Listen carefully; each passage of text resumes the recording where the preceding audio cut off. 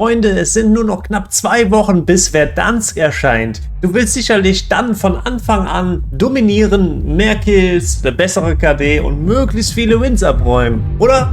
Dann bist du hier genau richtig, denn jetzt ist der perfekte Zeitpunkt, um sich vorzubereiten, den Skill aufzufrischen oder sogar aufs nächste Level zu bringen.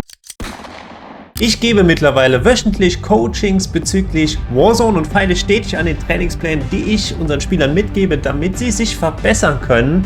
Und diese Tipps und Tricks möchte ich heute zusammengefasst an euch weitergeben und versprochen, das wird euch aufs nächste Level bringen bzw. perfekt auf das bevorstehende Verdansk vorbereiten. Auf meinem Kanal erwarten dich also in nächster Zeit viele Videos zu Verdansk, unter anderem wie du dein Aim und Movement verbesserst, wie du deine Game Sense aufs nächste Level bringst, wie du verstehst, warum die Pros überhaupt so gut sind und was du daraus mitnehmen kannst, wie du High-Kill-Games erzielen kannst und wie du natürlich mehr Wins holst bzw. allgemein erfolgreicher sein wirst. Der erste Tipp, den ich dir geben will, ist der Spielmodus. Such dir einen aus und bleib dabei. Und ich empfehle dir ganz klar Wiederauferstehung. Übrigens, beim kommenden Verdansk wird es laut dem bekannten Leaker The Ghost of Hope auch den Wiederauferstehungsmodus geben. Ich schätze mal ähnlich wie bei MP3 und Ursikstan damals. Da gab es ja auch kurzzeitig den Wiederauferstehungsmodus. Der große Vorteil bei diesem Modus ist einfach, dass du in kurzer Zeit möglichst viele Konfrontationen findest, möglichst viele 1 gegen 1 Situationen trainieren kannst. Selbst wenn du down gehst, kommst du wieder. Das ist ja beim Battle Royale Modus anders. Da gehst du down, kommst noch einmal in Gulag, kommst dann wieder. Wenn das Ganze dann aber nochmal passiert, also dass du down gehst, dann war es das. Der zweite Tipp ist das Thema Angewohnheiten. Unser Gehirn liebt Angewohnheiten. Wir sind Gewohnheitstiere. Man kennt den Spruch, der Mensch ist ein Gewohnheitstier. Wir neigen einfach dazu, an vertrauten Routinen festzuhalten, weil wir damit gewisse Erfahrungen verknüpfen. Jetzt erstmal unabhängig davon, ob die vielleicht wirklich gut oder schlecht sind. Ich will euch mal ein Beispiel nennen. Viele Spieler neigen dazu, wenn sie einen Gegner genockt haben, diesen konsequent zu finishen. Natürlich, was wollen wir? Wir wollen viele Kills. Man hat einen Kill mehr, also das ist doch ein Erfolg und das speichert unser Kopf. Aber ist es denn immer richtig, nach einem Knock den Gegner zu finishen? Natürlich nicht, das wissen wir alle. Aber diesen Prozess, diese Angewohnheit, was eigentlich eine schlechte Angewohnheit ist, müssen wir in unserem Kopf aufbrechen, und uns jetzt endlich umgewöhnen. Ein anderes Beispiel ist, viele Anfänger neigen dazu, in stressigen Situationen sich schnell in irgendeiner Ecke zu verstecken und sich nicht mehr zu bewegen, weil sie unter anderem auch damit durchgekommen sind und somit gute Erfahrungen gemacht haben. Somit speichert das Gehirn das sofort ab und man macht das dann immer wieder. Aber eigentlich ist es ja, um sich zu verbessern, spätestens ab einem gewissen Level überhaupt nicht mehr eine gute Idee, sich hinter einer Tür zu verstecken, weil der gegnerische gute Spieler das natürlich mitbekommt. Auch hier muss man diese schlechte Angewohnheit aufbrechen. Es geht also im zweiten Tipp darum, herauszufinden, was sind die eigenen schlechten Angewohnheiten und wie kann ich diese sozusagen aufbrechen und dann rüberschwenken in gute Angewohnheiten. Wenn du jetzt denkst, okay, aber ich weiß irgendwie nicht so recht, was meine schlechten Angewohnheiten sind und auch nicht so richtig, was dann die guten sind, dann komm doch jetzt einfach in unseren Discord. Hier erhältst du unter anderem auch ein 1:1 Coaching von mir, wenn du magst. Der nächste und dritte Tipp ist die Warm-up-Routine. Bereite dich jedes Mal auf das Game vor, bei jeder Gaming-Session, auch wenn es manchmal nervig ist. Okay, du musst es nicht jedes Mal machen, aber ich empfehle es grundsätzlich zu machen. Und bei den Maus- und Keyboard-Spielern geht es da schon mit Aimlabs oder Covex los. Das geht übrigens auch als Controller-Spieler, solltet ihr mal ausprobieren. 10 Minuten, 20 Minuten einfach in Aimlabs reingehen und sich ein bisschen aufwärmen. Es geht da nicht darum, sein Aim jetzt aufs nächste Level zu bringen und den neuen Aimlabs-Rekord zu brechen. Es geht einfach nur darum, sich aufzuwärmen, seinen Ist-Zustand wieder zu erreichen, und seine Komfortzone einfach wiederzufinden. Es gibt da mittlerweile wirklich viele Hilfsmittel, Discords, so Bestenlisten, wo man direkt sieht, wo ist man, was für einen Rang hat man. Wie gesagt, kommt da in unser Discord, da helfen wir dir gerne weiter. Aber wie gesagt, übertreibt es nicht im Warm-up, aber bleibt dran. Also jedes Mal am besten, aber nur ein bisschen. Das nächste ist privates Match. Also wenn ihr BO6 gekauft habt, könnt ihr im Multiplayer ein privates Match eröffnen. Auch hier empfehle ich 10 bis 20 Minuten Warm-up. Bei den Controller-Spielern ist da hilfreich zum Beispiel 10 Minuten ohne Aim Assist und dann nochmal 10 Minuten mit Aim Assist. Macht die Bots nicht zu schwer und auch nicht zu viele. Ihr müsst so ein bisschen, oder ich nutze das immer gerne, um das Movement, das ist ja sehr wichtig in Warzone oder Call of Duty allgemein, ins Aim zu integrieren, was ich ja in Aimlabs nicht mache. Das heißt, ich versuche jeden Bot bewusst auszumoven oder ich sag mal um die Ecke zu sliden oder zu repeaken und zu dropshotten, immer in Bewegung zu bleiben, zu bunnyhoppen und so weiter, wie man das jetzt endlich ja auch machen will, damit in meinem Kopf sich das festigt und ich dann sozusagen über die Mechanismen, die man dabei macht, also welche Tasten man drückt, in der Action, wo man nervöser ist, nicht mehr so stark darüber nachdenken zu müssen. Und ich empfehle euch jetzt mal hier ein Video von mir, beziehungsweise ich verlinke es hier oben, ja, da oben, wo ich das nochmal ganz genau erkläre. Der nächste Tipp ist Routinen. Menschen lieben Routinen, Menschen brauchen Struktur. Du fährst ja auch morgens zur Arbeit und ziehst dir erstmal einen Kaffee und checkst die E-Mails und fängst dann an, den Tag mit deinem Kollegen zu besprechen. Hast also auch da deine Struktur. Und das unterschätzen viele, wie wichtig das ist, auch im Spiel. Und das gebe ich gerne in den Coachings immer mit. Und ich fange jetzt an und gebe es euch jetzt auch gerne mit. Und der erste Punkt ist, den ich da gerne empfehle, sucht euch 3 Landespots. Ich nehme jetzt mal Thema Reapers als Beispiel. 3 Landespots aus, wo ihr immer landet. Ich sage jetzt mal Harbor, Bio und Control. Und abhängig davon, wie die Flugroute ist und abhängig davon, ob du sozusagen in die Hot Area droppen willst oder sicher droppen willst, suchst du dir an einer der 3 Spots aus. Vorteil ist, du landest da häufig und kennst die in- und auswendig und weißt, wo alle Kisten sind, wo vielleicht mögliche Scanner sind, um eine Karte zu ziehen.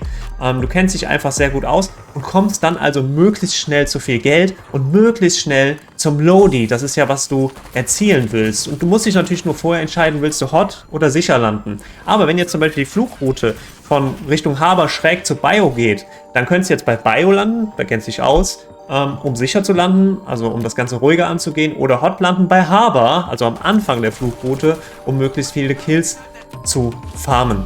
Unabhängig von den beiden Varianten ist also dein erstes Ziel der Struktur jetzt endlich, der Routine, dass du möglichst viel und schnell Geld kriegst und dann dein Lodi ziehen kannst. Denn wenn du dein Lodi hast, hast du im Optimum eine Meta-Waffe, du hast deine taktische Ausrüstung und du hast deine Perks. Und damit kannst du dann sofort in den Kampf gehen und dann hast du schon mal eine höhere Wahrscheinlichkeit, den zu gewinnen und dir einen Vorteil verschaffen zu können aufgrund deiner taktischen Ausrüstung, deiner Perks und deiner Waffen.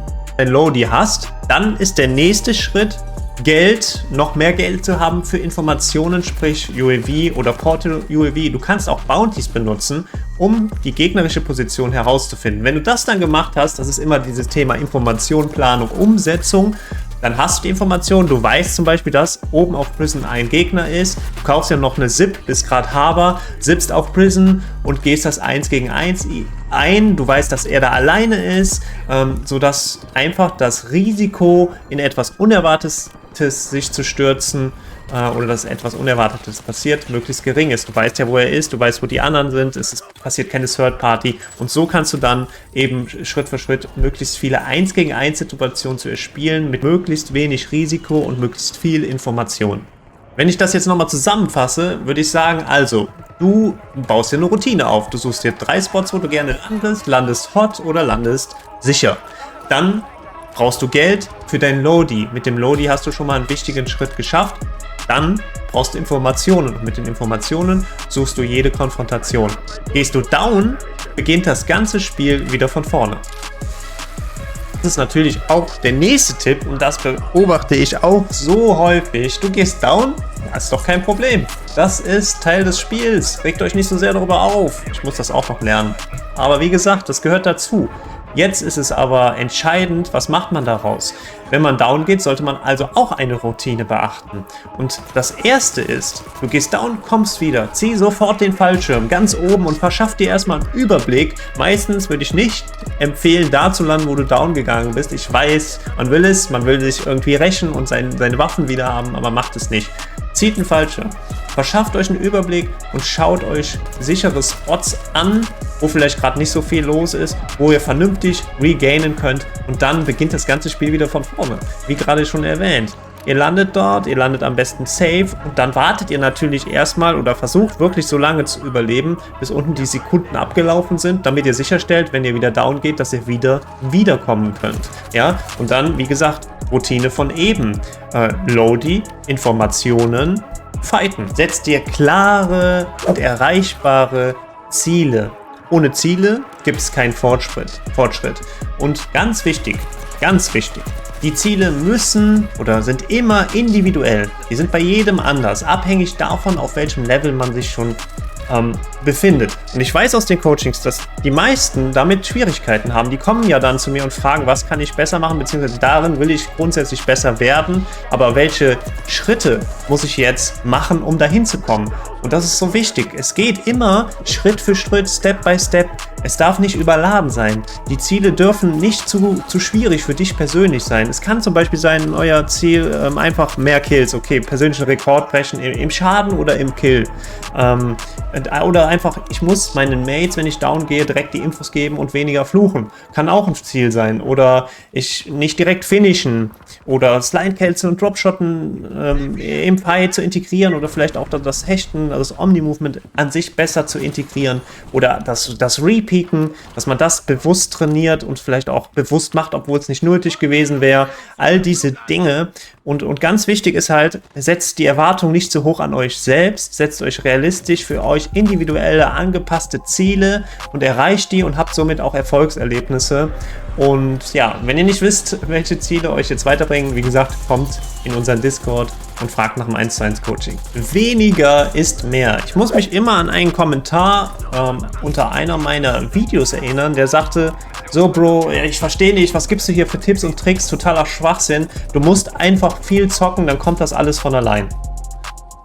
Wenn man viel zockt, kommt vieles von allein, das stimmt. Aber mehr Gaming-Zeit bedeutet nicht automatisch, dass du, ja, besser wirst oder mehr Erfolg hast, ja. Qualität vor Quantität, ne? Also, es ist viel besser, gezielt zu trainieren, anstatt zeit- oder sinnlos zu grinden. Ja, und ich weiß, viele von euch befinden sich in meinem Alter und auch ich habe eine 40-Stunden-Woche, die ich arbeiten muss. Also ich kann hier nicht einfach endlos grinden. Ich habe noch andere Dinge zu tun im Leben und ich möchte einfach in dieser kurzen Zeit, die ich habe, das Beste rausholen. Darum geht es ja übrigens auf meinem ganzen Kanal. Und es ist ja wie beim Sport jetzt endlich, ja. Deswegen ist es wichtig, dass man dran bleibt. Darauf will ich hinaus, dass man Disziplin hat. Dass man vielleicht, selbst wenn man nur eine halbe Stunde oder nur eine Viertelstunde am Tag zockt, ist das immer noch besser als nichts zu tun. Das heißt nicht, dass ihr jetzt jeden Tag zocken solltet, setzt euch nicht zu sehr unter Druck. Aber in meinem Verbesserungsprozess habe ich gemerkt, selbst wenn ich nur eine Viertelstunde am Tag vielleicht Aimlabs mache, anstatt gar nichts, bleibe ich drin. Also wie gesagt, das ist wie beim Sport. Bist du Sportler und trainierst einmal die Woche, zweimal die Woche, kannst du dein Niveau halten. Trainierst du 2, 3, 4, 5 Mal die Woche, dann hast du natürlich deutliche Fortschritte, die du jetzt endlich erzielst. Und so ist das da auch. Versuch einfach, spätestens alle 2 Tage ein bisschen zu zocken und wenn möglich natürlich mehr, aber bleib dran und hab die Disziplin. Ja, und damit wirst du auf jeden Fall erfolgreicher. Wendet die Tipps doch einfach mal an und probiert es selbst einfach mal aus. Ich habe in meinem Discord eine Rubrik Feedback unter Coachings erstellt und bekomme da immer wieder regelmäßiges Feedback, dass die Leute wirklich sehr zufrieden sind und schon nach kurzer Zeit erste Erfolge erzielen konnten. Also probiert's aus und gebt mir doch mal im Discord Bescheid, ob es funktioniert oder eben nicht. 70% von euch schauen mich regelmäßig, haben mich aber noch nicht abonniert. Ich würde mich jetzt freuen, wenn ihr mich auf dem Weg zu den 1000 Abonnenten unterstützt. Das ist nicht mehr weit. Ansonsten habe ich jetzt noch einen perfekten Tipp für euch und zwar, wie ihr euer Aim aufs nächste Level bringt in Warzone bzw. BO6. Also klickt dafür jetzt auf dieses Video.